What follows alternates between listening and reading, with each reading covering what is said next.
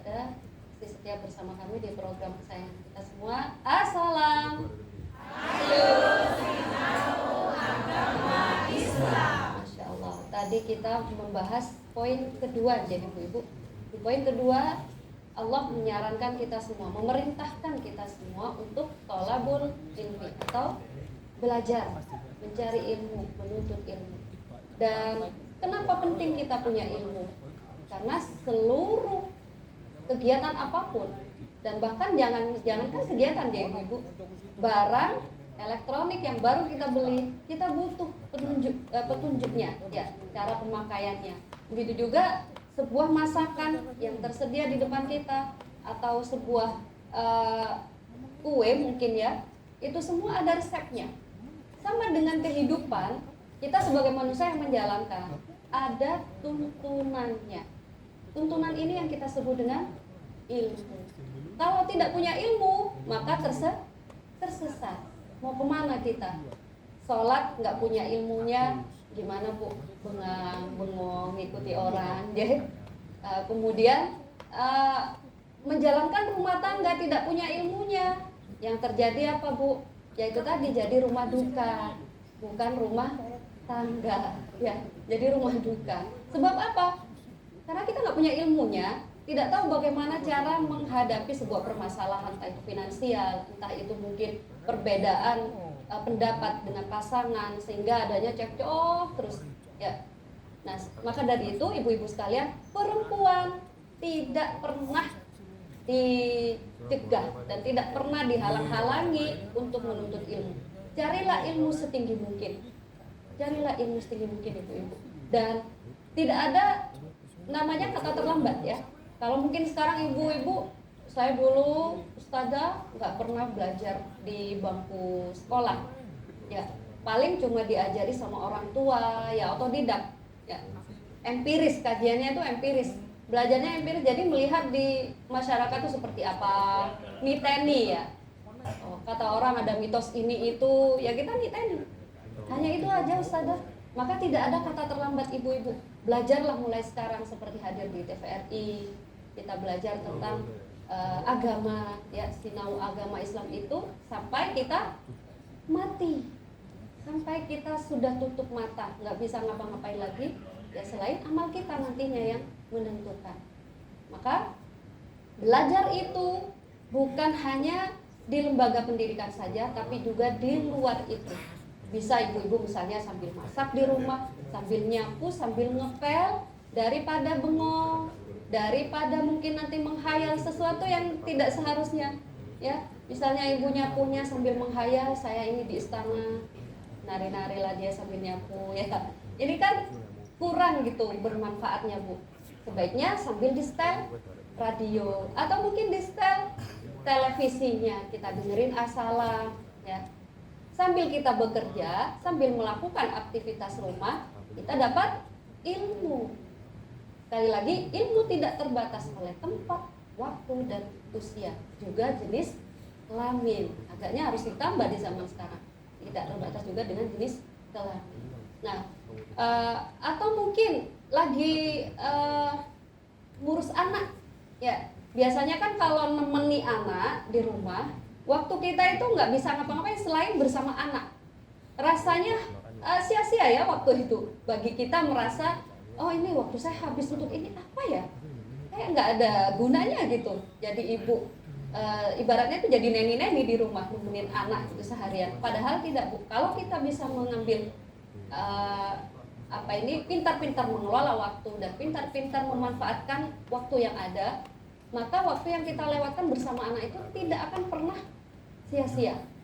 Ya sambil jaga anak, sambil kita setel ceramah misalnya, atau setel ibu ingin mendalami ilmu fikih, setel saja ustadz atau mungkin ustadzah yang membahas tentang fikih. Ibu mau mendalami ilmu taharah, ya cari pembahasan tentang taharah. Atau ibu sambil jaga anak sambil baca buku, ya keren kan bu ya, daripada kita sambil jaga anak scroll handphone, anaknya main sendiri, ibunya juga main, ya mainnya main apa? Main handphone. Dan tanpa terasa seharian itu bu, ya bisa itu kuat. nanti suami datang bilang capek gitu ya. Paling capek di rumah ya, padahal kalau dipikir-pikir lagi dari tadi ngapain ya? Ya, capek matanya, capek otaknya, karena apa? Ya dipakai untuk gitu-gitu aja, tidak berkembang akhirnya. Inilah yang disebut dengan bagaimana kita memanfaatkan waktu supaya tidak sia-sia dan tidak terbatas oleh ruang dan waktu. Ya, bisa pintar-pintar mengolah, ya, mengolah waktu, pintar-pintar cari kegiatan apa yang membuat waktu kita itu kita lewati tidak sia-sia. Ya, jadi waktu kita terasanya bermanfaat, ya, mungkin sambil baca Quran, nambah hafalan, ya, itu tidak tidak akan membuat waktu kita sia-sia, Bu. Tidak apa-apa misalnya sehari cuman bisa 1 ayat nggak usah, dan nggak apa-apa, ya, mengulang-ulangnya kita ayat yang kita hafalkan itu pahala, jadi tidak sia-sia waktu kita lewati. Nah, itu menuntut ilmu. Dan perempuan yang punya pendidikan baik, yang punya ilmu lebih tinggi, yang punya ilmu lebih bermanfaat, yang punya ilmu diamalkan, diteruskan, diestafetkan pada yang lain-lainnya, itu jauh lebih bermanfaat, jauh lebih berdaya dibandingkan perempuan yang tidak punya ilmu. Emak-emak yang punya ilmu ngajari anaknya enteng, Bu. Ya, gampang ngajari anak karena dia punya ilmunya. Coba emak-emak yang tidak punya ilmu, bagaimana cara ngajarkan anak? Pusing dia. Ya, kemarin pas corona berapa tahun itu, 2 tahun kurang lebih, itu sebagian emak-emak ada yang mengeluh, ya, ya Allah Bu, kapan masuk sekolah ini Bu, wes capek gitu ya. Itu karena tidak punya ilmunya bagaimana mendidik anak. Padahal sebenarnya anak itu jauh lebih baik kita sentuh sendiri, ya, kita pegang hatinya, kita pegang fisiknya, itu jauh lebih baik dipegang orang tuanya sendiri dibandingkan orang lain. Boleh sesekali dipegang orang lain, artinya diajarkan, itu tambahan dari luar. Nah, ada sebagian mama yang justru santai, karena apa? Punya ilmunya, tahu bagaimana cara mengajarkan anak-anak. Sehingga itulah perbedaan. Ini sudah terlihat perbedaannya di dunia. Bagaimana nanti di akhirat? Mari kita simak bagaimana gambaran perbedaan orang yang punya ilmu dengan yang tidak punya ilmu di dalam surah Al-Mujadalah ayat 11. Kita dengarkan bersama-sama. A'udzu billahi minasyaitonir rajim. Bismillahirrahmanirrahim. Ya ayyuhalladzina amanu idza qila lakum tafassahu fil majalisi fafsahu yafsahillahu lakum wa idza qila shuzu fanshuzu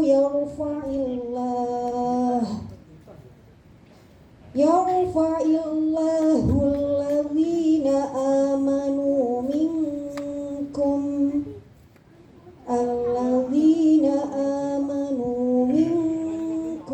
walladzina utul ilma darajat wallahu bima ta'maluna khabir. Shadaqallahul azim. Hai orang-orang yang beriman, apabila dikatakan kepadamu, berlapang-lapanglah dalam majelis, maka lapangkanlah. Niscaya Allah akan memberi kelapangan untukmu. Dan apabila dikatakan, berdirilah kamu, maka berdirilah. Niscaya Allah akan meninggikan orang-orang yang beriman di antaramu dan orang-orang yang diberi ilmu pengetahuan beberapa derajat. Dan Allah Maha mengetahui apa yang kami kerjakan. Maha benar Allah dengan segala firman. Shadaqallahul azim. Sampun kita simak bersama surah Al-Mujadalah ayat 11. Dan ini Allah menjelaskan kepada kita ibu-ibu sekalian tentang perbedaan orang yang punya ilmu dengan yang tidak punya ilmu. Tentu yang punya ilmu akan Allah tinggikan derajatnya di dunia, okay? Dan di akhirat pasti. Nah, di dunia saja akan Allah tinggikan derajatnya orang yang beriman dan juga orang yang punya ilmu dibandingkan orang yang beriman tapi tidak punya ilmu. Tentu lebih tinggi derajatnya orang beriman dan punya ilmu. Berapa yang akan ditinggikan oleh Allah? Berapa derajat? Di situ dijelaskan oleh Allah darajatin. Ya, darajatin ini berarti plural, Bu. Banyak sekali derajat. Bukan hanya satu, bukan dua, bukan tiga dan seterusnya. Kalau kita sebagai mama punya 3 derajat lebih tinggi dibanding ayah, ya. Nah, kalau udah dia jadi mama, udah dia juga punya ilmu dan beriman pada Allah, maka derajatnya itu combo ya Bu ya. Selain juga dia menjadi manusia yang lebih dicintai oleh Allah, tentu nanti akan lebih bisa memberikan manfaat di dunia. Itu sudah pasti ya, karena yang namanya orang berilmu akan dicari. Orang yang berilmu dan dia itu tidak hanya berharap dunia akan mengejarnya. Ya, orang mencari ilmu akhirat akan dikejar dunia. Orang mencari ilmu dunia pun juga akan mengejarnya. Nah, jadi intinya orang punya ilmu punya kedudukan tinggi dibandingkan yang tidak punya ilmu. Maka kita sebagai seorang perempuan yang akan melahirkan generasi, yang akan mendidik buah hati kita, mendidik generasi-generasi berikutnya, ini harus punya ilmu dan harus punya pendidikan yang baik. Ada orang punya ilmu, sayang dia tidak bisa mengamalkan ilmunya. Ini juga tidak bisa menjadi perempuan yang berdaya. Nah, misalnya nih, nanti punya anaknya tanya, ibunya nggak mau ngasih tahu. Ya, ini pelit ilmu berarti nggak bisa jadi ibu. Oke, selanjutnya akan kita bahas setelah iklan yang satu ini.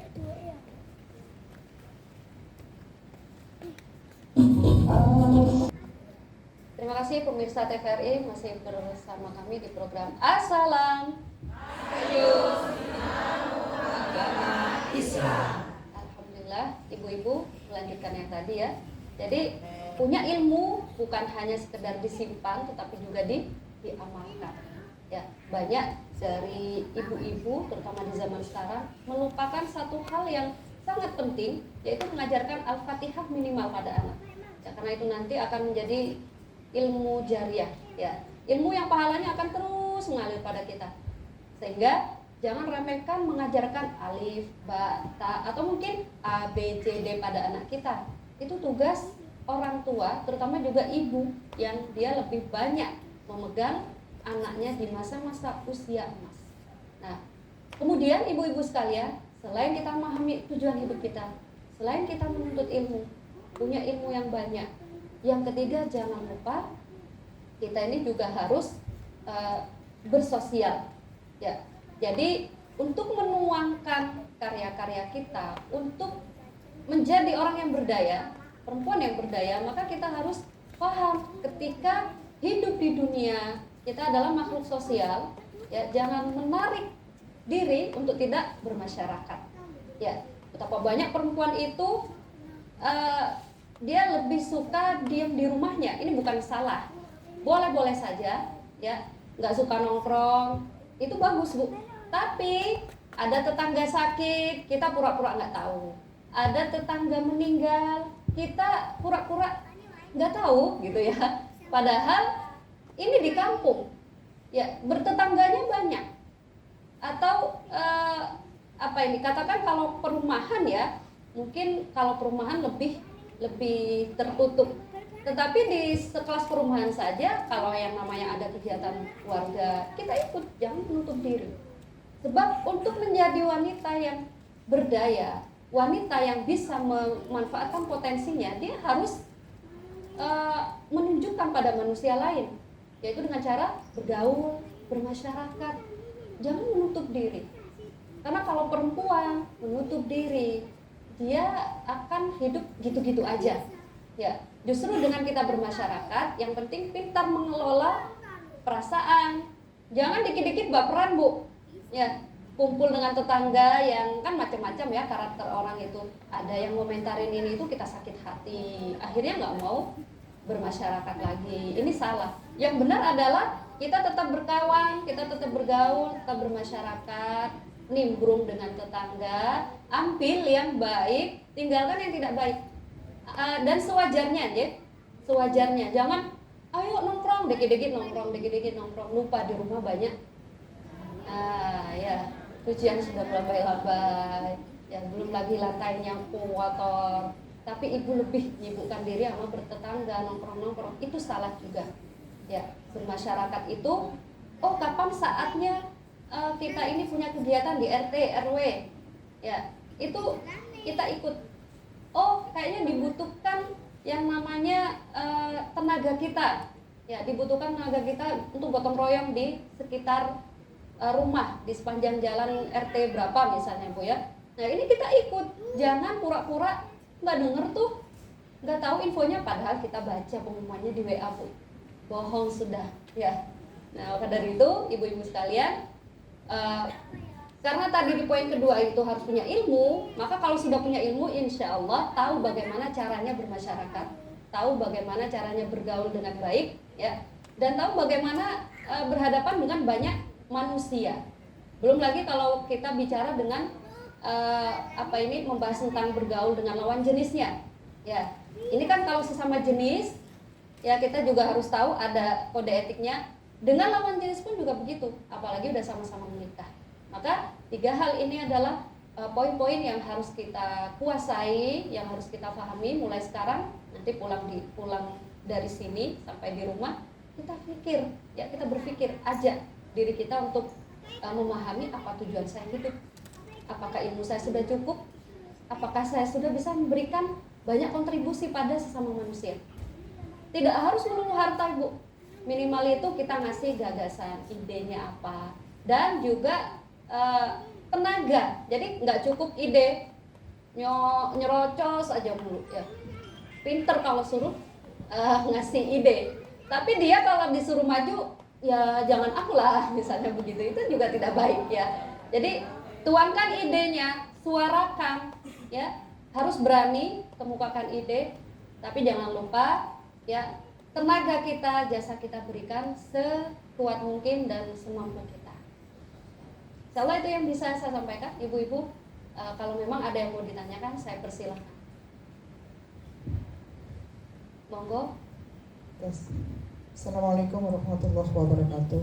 Waalaikumsalam warahmatullahi wabarakatuh. Ustadzah tadi yang dengan sampaikan semuanya saya kira sudah ada di ibu-ibu kita. Tapi yang jadi penghalang biasanya untuk melangkah itu susah, yaitu karena suami kita tidak mengajak ke akhirat. Apa yang harus kami lakukan sebagai istri yang tidak bisa yang jenengan utarakan tadi? Apakah kita tetap stay menjadi orang yang kuper, ataukah kita harus meninggalkan? Itu yang bisa saya tanyakan. Assalamualaikum warahmatullahi wabarakatuh. Waalaikumsalam warahmatullahi wabarakatuh. Terima kasih atas pertanyaannya. Memang tadi apa yang sudah kita sampaikan insya Allah ada di diri semua perempuan ya, apalagi perempuan yang normal Bu ya.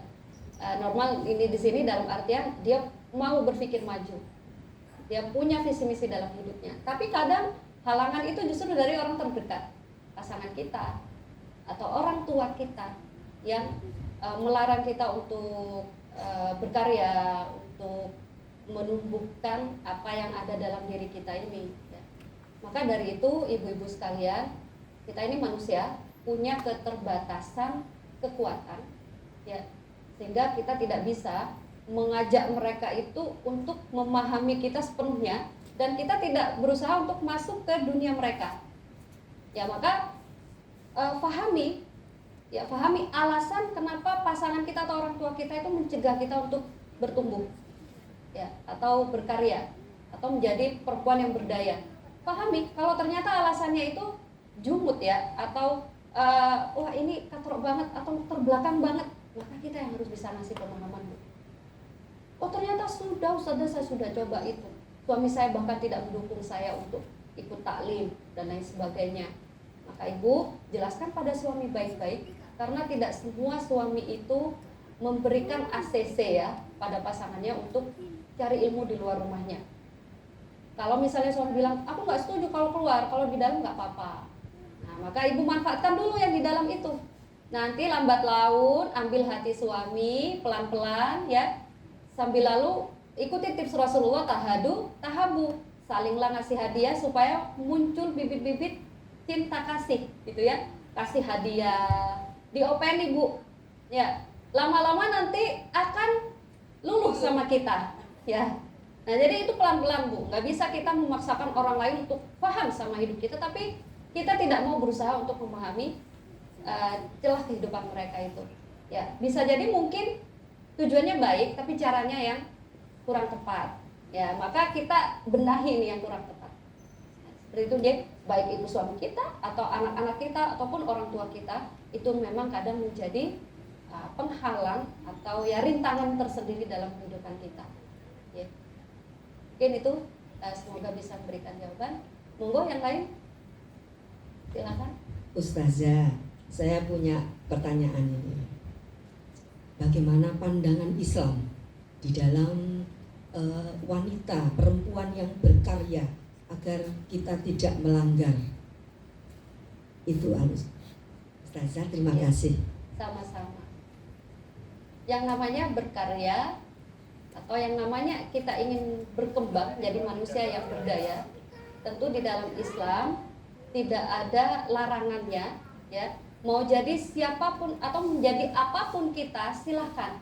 Tapi ingat, agama itu punya batasan-batasan untuk laki-laki dan juga untuk perempuan. Dan kalau kita ingin tahu batasannya di mana saja, tergantung bu, batasan ibadahnya seperti apa, batasan untuk bergaulnya seperti apa. Laki-laki dan perempuan punya aturan masing-masing. Sehingga kalau misalnya ibu ingin jadi pilot, nggak ada dilarang ya. Maksud saya tidak ada larangan dalam agama Islam. Ibu mau menjadi dokter, tidak dilarang bu. Tapi ibu harus tahu ketika kita ini misalnya menjadi pilot dan punya anak, jangan lupa bu, ibu sudah punya peran sebagai ibu. Ya, kita semua punya peran sebagai ibu kalau sudah punya anak. Jadi harus diseimbangkan antara menjadi profesi apapun itu, ya berprofesi apapun dan berperan sebagai ibu.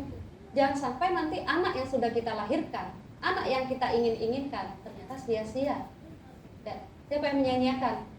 Ya ibunya sendiri. Karena apa? Terlalu sibuk berkarir, terlalu sibuk memikirkan dunia.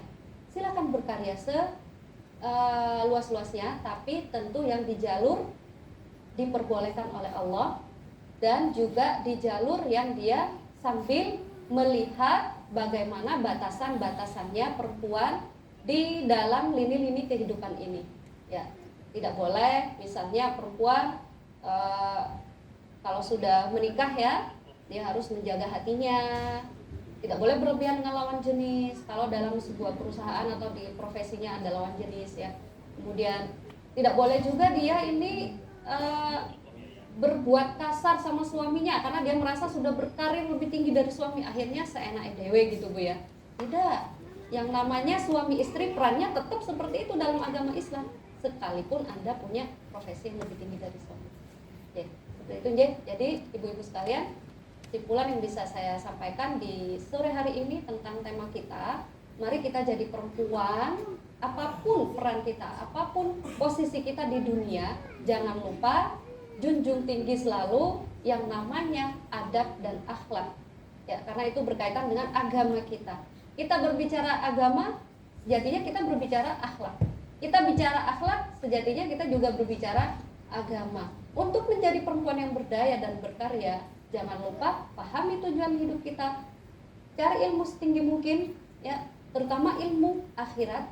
Ya, imbangi juga dengan ilmu dunia. Dan yang terakhir, harus kita ini bermasyarakat, ya, tidak boleh menutup diri, tidak boleh kita ini terlalu membatasi diri kita sampai-sampai tidak mau bergabung dengan manusia yang lainnya. Ini sangat dilarang. Ya, mudah-mudahan apa yang kita pelajari ini, apa yang kita bahas bisa memberikan banyak manfaat Dan mari kita tutup dengan doa Ibu sekalian. Bismillahirrahmanirrahim. Alhamdulillahirabbil alamin. Hamdan na'imin dan syakirin. Hamdan yuafi ni'amahu wa yukafi mazidah. Ya Rabbana lakal hamdu kama yanbaghi li jalali wajhika wa 'azimi sultanik. Allahumma ighfirli wa liwalidayya warhamhuma kama rabbayani shaghira. Rabbana la tuzigh qulubana ba'da idh hadaitana wa hab lana min ladunka rahmah innaka antal wahhab. Allahumma inna nas'aluka al-huda wat-tuqa wal 'afafa wal ghina. Allahumma inni as'aluka al-huda wat-tuqa wal 'afafa wal ghina. Rabbana atina fid dunya hasanah wa fil akhirati hasanah wa qina adzabannar. Wa akhiru da'wana alhamdulillah